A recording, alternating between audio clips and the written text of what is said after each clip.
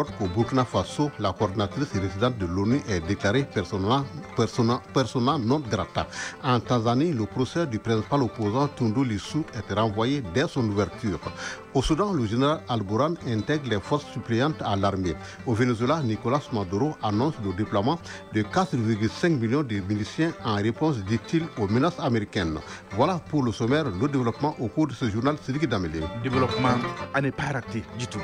Dans la chronique Initiative citoyenne, Ousmane Daou nous amène à la découverte ou à la redécouverte de l'association Tous et Chacun, très engagée contre la mortalité néonatale et infantile au Mali. Enfin, vous aurez la page des sports, toute l'actualité sportive avec l'athlète des jours et des nuits. Sergatou Sissé, bonjour. Bonjour, Sidiki Dambélé. Est-ce que tout va bien, Sergatou? Oui, ça va, alhamdulillah. La une de votre page. Afro-basket masculin Angola 2025. Les Aigles du Mali affronteront en quart de finale ce mercredi les éléphants de Côte d'Ivoire. Coupe de l'indépendance en Indonésie. Le Mali rafle la mise en dominant tous ses adversaires. Super Coupe générale d'armée Assimi Goïta. 2 matchs sont prévus ce mardi. Enfin, l'insolite du jour bouclera cette page des sports. Et voilà pour le sommaire. Vous êtes prêts? Eh bien, nous aussi.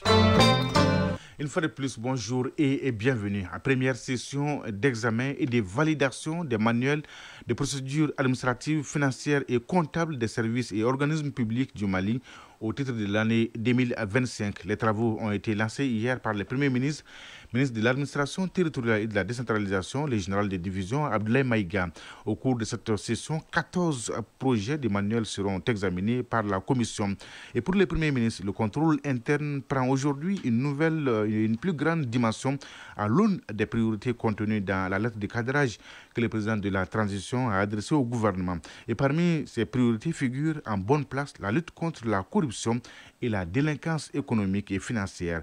Cérémonie d'ouverture suivie par Mamari Konesh et Aliou Touré. Reportage. Le contrôle interne apparaît de nos jours comme l'un des dispositifs les plus efficaces de prévention de la corruption et de la délinquance économique et financière. Depuis l'adoption du document de stratégie nationale de contrôle interne en avril 2011 par le gouvernement, le contrôle général des services publics appuie les services et organismes publics pour sa mise en place en leur sein.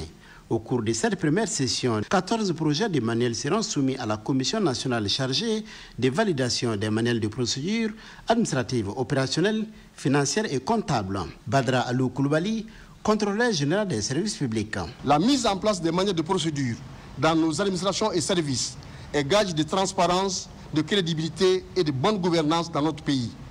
Malgré tout, force est de reconnaître que plusieurs services et organismes publics ne disposent pas à ce jour d'un manuel de procédures administratives, opérationnelles, financières et comptables. Selon le Premier ministre, cette première session constitue un moment privilégié pour réfléchir sur le dispositif de contrôle interne au sein des administrations publiques. Général de division Abdoulaye Maïga. Le contrôle interne dans le service public n'est pas une problématique nouvelle ni complètement étrangère aux gestionnaires des services publics. Cependant, elle prend aujourd'hui une nouvelle et une plus grande dimension à l'aune des priorités contenues dans la lettre de cadrage que son Excellence le général d'armée, Assimi Goïta, président de la transition, chef de l'État, nous a fixé, parmi lesquels figure en bonne place la lutte contre la corruption et la délinquance économique et financière. Le plan d'action du gouvernement pour la période 2025-2026, adopté par le Conseil national de transition dans son axe 2, accorde une place de choix à cette vision du chef de l'État par l'inscription d'activités phares concourant à l'atteinte de cet objectif. Pour le Premier ministre chef du gouvernement, les manuels de procédure constituent une réponse pertinente à une double exigence. Celle de la prévention des actes de corruption dans la sphère publique et celle de l'efficacité de la gouvernance publique d'une manière générale. La mise en place progressive des manuels de procédure dans nos services publics permettra d'améliorer la maîtrise de la gestion, la protection des biens de l'État, l'utilisation efficace et efficiente des ressources humaines et matérielles et la lutte contre les détournements et toute forme de délinquance financière. Pour notre part, des dispositions seront prises pour relancer les départements ministériels en vue de l'élaboration de leurs manuels dans la droite ligne de l'amélioration continue de la bonne gouvernance dans nos services publics. Le général de division Abdoulaye Maïga a exhorté les membres de la commission à la vigilance et à un examen minutieux des documents soumis à leur appréciation, car ces documents jouent un grand rôle dans la gouvernance administrative et financière des services publics. L'actualité sur autre plan, direction les Émirats arabes unis pour parler de la deuxième commission mixte de coopération Émirats arabes Mali. Les travaux ont abouti à la signature d'un mémorandum d'entente entre les chambres de commerce des deux pays et de 11 accords dans plusieurs domaines. On peut citer entre autres les secteurs de la défense et de la sécurité, l'agriculture, les énergies renouvelables. Les documents ont été signés par les ministres en charge du commerce des deux pays ainsi que les présidents des chambres de commerce. Envoyé spécial à Abu Dhabi, Mohamed Jarrah et Djeli Makan Diabaté. Quand la diplomatie et l'économie se rencontrent, le développement s'impose. Des signatures accompagnées de salves d'applaudissements qui engagent deux pays à renforcer leur coopération. Voilà les retombées des travaux de la deuxième commission mixte de coopération Émirats arabes unis Mali. Le premier acte, la signature d'un mémorandum d'entente entre la Chambre de commerce et d'industrie du Mali et la Fédération des chambres de commerce et d'industrie des Émirats arabes unis. Mandou Sempara, président de la CECIM. Nous allons minutieusement examiner le mémorandum signé afin qu'il soit conforme aux attentes des Maliens et des Émiratis. Le second acte est la signature du procès verbal de la rencontre. Dans le dit document, Émiratis et Maliens conviennent d'insuffler une nouvelle dynamique dans leur coopération dans 11 domaines stratégiques. Le commerce, le transport, la culture, le tourisme, les mines, la technologie, l'intelligence artificielle, sans oublier la défense et la sécurité. Moussa Alassane Diallo, ministre de l'Industrie et du Commerce. Je dois dire qu'il y a 3 dimensions essentielles qui ont été abordées au cours de cette deuxième commission. D'abord, la dimension diplomatique. Donc, toutes les relations de coopération que le Mali et les Émirats arabes unis peuvent avoir au plan international, de façon à consolider notre partenariat pour porter un certain nombre de projets au plan international. Des projets qui ont pour objet de soutenir des valeurs partagées que nous soutenons tous les deux pays. Toutes les questions liées au respect de la souveraineté des pays, à la non-ingérence dans les affaires intérieures des pays. Je dois dire aussi qu'il y a une dimension sécuritaire qui a été posée et qui a été discutée et qui doit permettre, n'est-ce pas, au Mali de bénéficier aussi de l'accompagnement et de l'appui des Émirats arabes unis dans le cadre de la lutte contre le terrorisme. Les Émiratis sont aussi déterminés à accompagner le Mali dans l'atteinte de la souveraineté énergétique.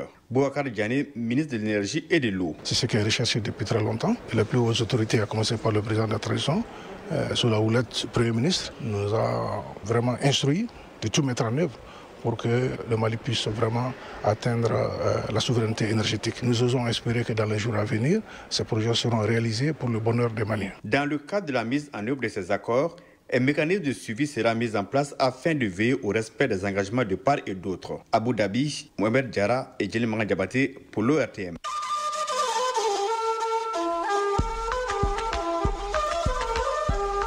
AES, actualité.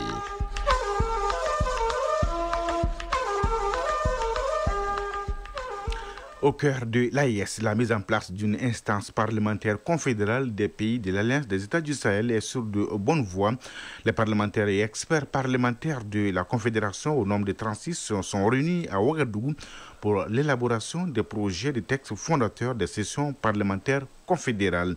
Ces textes, une fois adoptés, vont offrir un cadre démocratique et de concertation et d'harmonisation législative et de contrôle de l'action confédérale de l'AES. On fait le point avec Alima Yogo de Radio Burkina. Au cours de cette réunion, les parlementaires et experts des pays de l'AES vont notamment définir les modalités de désignation des représentants des parlements nationaux aux sessions confédérales, déterminer leur attribution et rédiger un projet de règlement intérieur fixant les règles de fonctionnement des sessions confédérales. Le 4e vice-président de l'Assemblée législative de transition du Burkina, Daouda Diallo. Nous allons plancher pendant ces quelques jours sur le titre 6, les articles 14 à 19 du traité de l'AES, sur la mise en place de la confédération parlementaire. Nous allons essayer de préciser au niveau du protocole additionnel que nous allons faire un certain nombre d'éléments qui avaient été évoqués dans le traité. Pour la 5e vice-présidente du Conseil national de transition du Mali, la rencontre vise à mettre en place les bases juridiques et organisationnelles des sessions parlementaires en s'inspirant des réalités, des aspirations et des responsabilités des États du Sahel. Raki Talad. Une institution parlementaire confédérale qui va compléter la mise en œuvre de la vision des 3 États en matière de développement de nos pays respectifs, en matière de commerce, en matière de diplomatie et dans tous les domaines qui seront souhaités par nos plus hautes autorités. Il s'agit pour nous de créer un cadre juridique institutionnel, parlementaire, pour prendre en charge les préoccupations de nos populations. Le Parlement confédéral est le 3e organe de fonctionnement du traité instituant la Confédération des États du Sahel, adopté en juillet 2024. Nous reparlerons du Burkina et de l'ONU dans l'actualité internationale avec Batraoré. En attendant, allons à Niamey, la capitale nigérienne, s'illustre une fois de plus comme un carrefour de la diversité culturelle. En témoigne la première édition de la rencontre culturelle internationale sur les langues sonrai, zarma, dendi et les parentés à plaisanterie. Plusieurs expositions ont marqué cette journée au Palais des Congrès de Niamey. L'événement a ouvert ses portes dans un cadre riche en découvertes, offrant ainsi aux visiteurs une immersion dans la richesse linguistique et culturelle du Niger.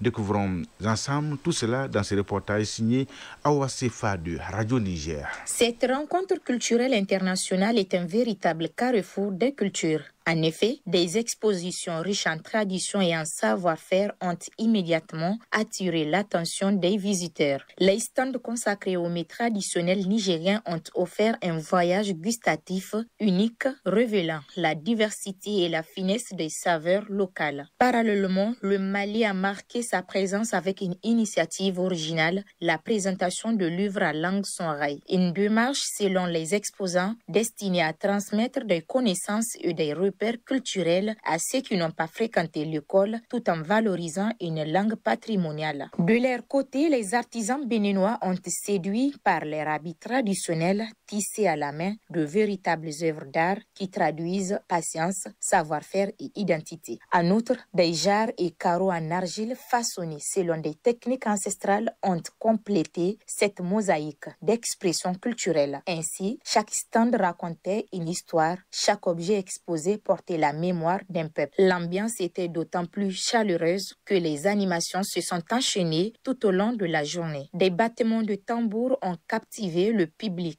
La majorité des participants, en particulier les femmes, étaient vêtus d'habits traditionnels éclatants, renforçant le sentiment de fierté identitaire et donnant à l'événement des allures de grandes fêtes populaires. Vous suivez Malek Actualité, la première édition de ce mardi 19 août 2025, fin de la première partie. Dans la seconde partie de cette édition, nous allons développer l'actualité internationale avec Batraoré. Il est là, il est fin prêt. Son tour d'horizon nous amène en Côte d'Ivoire, en Tanzanie, au Soudan, au Venezuela. Batraoré. Oui. Au Burkina Faso, la coordinatrice résidente de l'ONU déclarée persona non grata. A tout de suite pour le développement. Vous aurez la chronique Initiative citoyenne avec Ousmane Daou qui nous ouvre les portes de l'association Tous et Chacun. Elle œuvre pour la réduction du taux de mortalité néonatale et infantile au Mali. Enfin, vous aurez la page des sports avec Sragatou Sissé. On va parler de l'afro-basket masculin à Angola 2025. De la Super Coupe générale d'armée, Assimi Goïta est bouclé avec l'insolite du jour. Sragatou, c'est l'histoire. C'est l'histoire d'une course de vélo, pas comme les autres. Stop. Suspense. Mais l'actualité, 7h15 à Sanankurouni, c'est dans la région de Bougouni. Et oui, Batraoré, au Burkina, la coordinatrice résidente de l'ONU déclarée persona non grata. Oui, Carole Flore Mersniak était jusqu'à hier coordinatrice résidente du système des Nations Unies au Burkina Faso. Elle a été déclarée persona non grata dans le pays. Dans un communiqué diffusé hier, le gouvernement burkinabé s'est indigné du rapport du secrétaire général des Nations Unies sur les enfants et le conflit armé au Burkina Faso, estimant qu'il a été élaboré sans concertation avec les autorités nationales et qu'il contient des informations non fondées. En Côte d'Ivoire, les PDCI RDA enquêtent d'un plan B pour participer à la présidentielle d'octobre. À une semaine de la clôture du dépôt des candidatures pour la présidentielle d'octobre en Côte d'Ivoire, L'initiative pour la réconciliation et la sauvegarde du PDCI-RDA demande la tenue d'un bureau politique et d'une convention pour désigner un candidat. En mai dernier, à travers un vote plébiscite, le PDCI avait désigné Tidjane Thiam, le président du parti, mais ce dernier a été radié de la liste électorale définitive publiée en juin pour des raisons administratives. Certains cadres relancent donc le débat autour d'un éventuel plan B. En RDC, pas d'accord de paix entre les M23 et le gouvernement. La République démocratique du Congo et le groupe rebelle M23 n'ont pas réussi à respecter la date limite fixée à hier 18 août pour parvenir à un accord de paix. Les deux parties avaient signé le 18 juillet dernier au Qatar une déclaration de principe visant à entamer des négociations. Cet effort de médiation organisé par le Qatar n'a donc pas permis d'aboutir à une solution concrète dans le délai fixé à 1 mois. En Tanzanie, le procès du principal opposant, Tundu Lissu, est renvoyé dès son ouverture. Ce procès tant attendu de l'opposant Tundu Lissu s'est ouvert hier à Dar es Salaam pour être aussitôt renvoyé devant la haute cour, seule compétente à juger son dossier pour trahison. Une audience marquée par une décision controversée, l'interdiction de toute diffusion en direct, ce qui alimente les critiques de l'opposition. D'autant que dans une autre affaire, le parti Chadema a vu ses activités suspendues et ses biens gelés par la justice. Au Soudan, le général Al-Bourhan intègre les forces suppléantes à l'armée. Cette annonce marque un tournant dans la guerre qui oppose le général Al-Bourhan aux forces paramilitaires de soutien rapide depuis avril 2023. À la tête de l'armée, mais aussi du Conseil souverain soudanais, le général Al-Bourhan souhaite ainsi unifier ses forces. Entrée en vigueur dimanche 17 août, cette intégration permettra en effet de maîtriser des forces disparates composées du groupe conjoint des mouvements du Darfour qui défendent la ville d'Al-Fasser, de la force bouclier d'Al-Jazira, de la brigade islamique Al-Ba'ara et de plusieurs autres forces. Au Venezuela, Maduro annonce le déploiement de 4,5 millions de miliciens en réponse aux menaces américaines. Cette semaine, je vais activer un plan spécial avec plus de 4,5 millions de miliciens pour garantir la couverture de tout le territoire national. Voilà la déclaration faite hier à la télévision nationale par Nicolas Maduro, le président vénézuélien. Ce déploiement de 4,5 millions de miliciens dans le pays est une réponse aux menaces américaines face au déploiement des forces militaires américaines dans les Caraïbes. Sidiki Damélia. Merci Batraoré pour toutes ces informations. On est bien servi.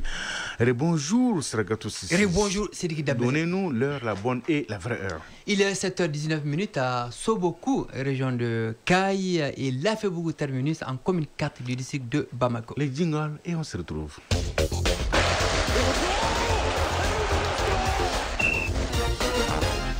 Parlons d'abord de l'afro-basket masculin. Angola 2025, les Aigles du Mali se sont qualifiés hier pour les quarts de finale en battant en barrage les Sili national de Guinée. Score final 70-67. Les Aigles du Mali se hissent en quart de finale de l'afro-basket masculin, une première depuis 2015.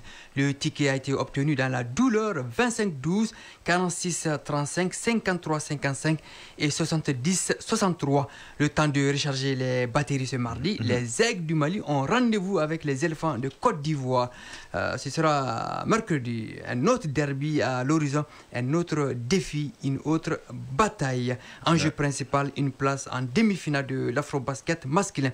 Sur les 5 dernières éditions, le Mali et la Côte d'Ivoire vont s'affronter pour la 4e fois. Les Aigles totalisent 2 victoires contre 1 à la Côte d'Ivoire. Ouais. Bonne chance, bien sûr. Merci Sragatou. Coupe de l'indépendance en Indonésie. Oui, la Coupe de l'indépendance. Nous sommes en Indonésie. Le Mali a ravi la vedette à tous ses concurrents. Oui, hier en clôture, le Mali a battu l'Indonésie 3-1.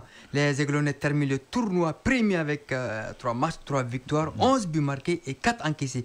Le trophée du meilleur joueur est revenu à Tchemogo Berté et celui du meilleur buteur à Raymond Bomba, 4 réalisations. Cette Coupe de l'indépendance en Indonésie a permis au staff technique de tester des schémas de jeu et des joueurs en vue de la Coupe du Monde Qatar 2025 en novembre prochain. Alors, sur les 11 buts inscrits, 7 Aiglonnais se sont illustrés. Raymond Bomba 4 fois, Mohamed Diarra 1 fois, Mamadou Traoré 1 fois, Ibrahim Diakité 1 fois, Mohamed Doumbia 1 fois, Seydou Dembélé 2 fois et Zoumana Balo 1 fois. On revient ici à Sagato pour parler de la Super Coupe Générale d'Armée Assimi Goïta. 2 matchs sont au programme ce mardi. Oui, le calendrier a été légèrement modifié pour des raisons techniques. Un seul match dans le groupe A. Kidal Mopti à 16h au stade de Mamadou Konaté et à la même heure au stade de Wenzen Koulibaly, Tombouctou, Banyangara. À titre de rappel, dans le groupe D hier, Kouligoro s'était imposé au tir au but 4-2. Le score à l'issue du temps réglementaire était de 0-0. Bamako cartonne Nyoro 4 buts à 1. Menaka était exempt de cette programmation. Qu'est-ce qu'il nous reste, Sagatou? L'insolite. Ah oui, l'insolite du jour. Prenez tout votre temps, Sagatou. Oui, aujourd'hui on est dans le temps. Ouais. Allez-y. Alors, nous sommes à l'intérieur du pays au cours d'une course de vélo. Oui, au cours d'une course de vélo, un cycliste s'est fait remarquer à la ligne d'arrivée. Son acte a été largement commenté, Sagatou. Vous étiez là, vous avez tout suivi.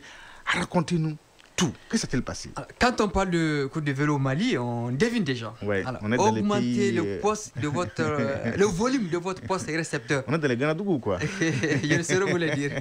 Les cyclistes, au nombre de 30, sont positionnés pour le top départ. Ouais. Le peloton de tête se dégage. Ouais, ce groupe accélère et creuse une certaine distance. Ouais. Ça pédale fort. Ça pédale, on est ça à pédale. 1 km de l'arrivée. Ça va vite. Ça pédale. Les cyclistes sont encouragés tout au long du trajet. Alors, la distance est maintenant de 500 mètres. Un cycliste se détache. Son nom est scandé. Il est bien connu dans le Dikoy. À 20 mètres de l'arrivée, il tombe. Quoi? Oui. Juste 20 mètres. Juste 20. Il tombe. Ses poursuivants sont à ses trousses.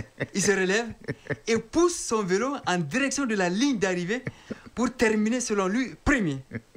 À l'aide des récompenses, il jure que son vélo a dévancé les autres sur la ligne.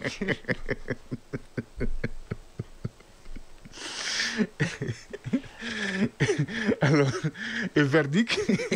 Il n'a pas gagné. Initiative citoyenne. Le développement par nous-mêmes. Quelle malchance, 20 minutes, à 20 mètres de la ligne d'arrivée. Dans la chronique Initiative citoyenne de ce mardi en rediffusion, nous parlons de l'association Tous et Chacun, un groupement d'hommes et de femmes engagés dans la lutte pour la réduction du taux de mortalité néonatale et infantile au Mali. Sur le terrain, elle mène comme activité des caravanes de sensibilisation, des émissions radiophoniques, des productions de supports audiovisuels. Et tout cela pour un seul objectif, mieux sensibiliser la population sur les bonnes pratiques en matière de réduction de la mortalité néonatale et infantile au Mali. Voyons tout cela avec Ousmane Daou. L'association Tous et Chacun est une initiative d'une dizaine de structures qui a vu le jour en 2014. Elle s'est donnée pour mission d'aider l'État dans ses efforts pour l'atteinte des objectifs du développement durable ODD en apportant une contribution à la réduction de la mortalité néonatale infantile. C'est dans ce sens qu'elle organise chaque année une caravane de sensibilisation et d'information avec des causeries éducatives dans les CESCOM et des émissions radio. Babi Korotumu Oumar Kontao, président de l'association Tous et Chacun. Sensibilisation pour amener la population à adopter les bonnes pratiques sur la santé de la mère et de l'enfant. Nous avons un retard qui est le retard dans la prise de décision au sein de la population. Nous partons à la rencontre des leaders communautaires, des leaders religieux, les groupements de femmes, la jeunesse, dans les régions, dans les cercles, pour qu'ensemble nous puissions trouver une solution. Parlons de l'accouchement dans un centre de santé, les avantages de la consultation prénatale. Nous organisons aussi une caravane de sensibilisation sur le lavage des mains au savon. Au-delà des difficultés souvent liées au manque de financement et l'obtention d'une bonne logistique pour réussir sa mission, l'association s'est implantée un peu partout afin de mieux vulgariser les messages. Nous sommes dans 46 CESCOM dans les districts de Bamako, dans les cercles de Kalabangoro et de Kati. Nous n'avons pas assez de moyens logistiques pour atteindre notre objectif qui est d'étendre cette sensibilisation. Pour être encore plus efficace dans la lutte pour la réduction du taux de mortalité néonatale infantile, elle a des perspectives.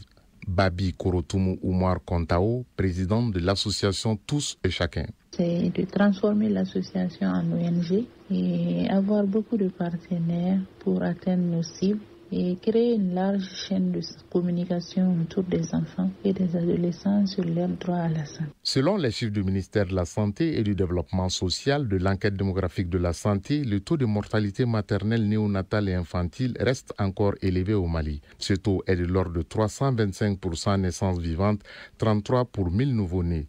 C'est pourquoi l'association Tous et Chacun, au dire de sa présidente, s'engage à faire baisser la courbe, mais compte sur l'adhésion de la population.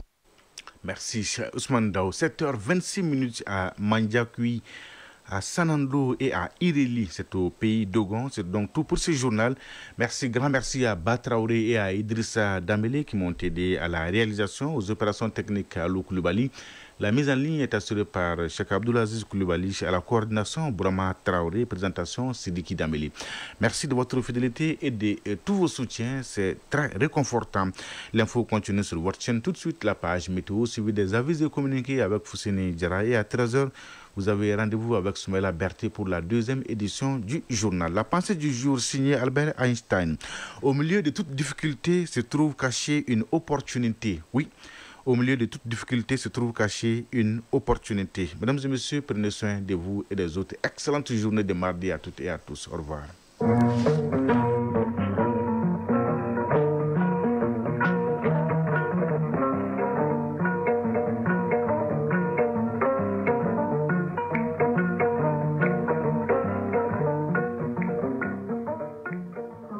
Sur les ondes.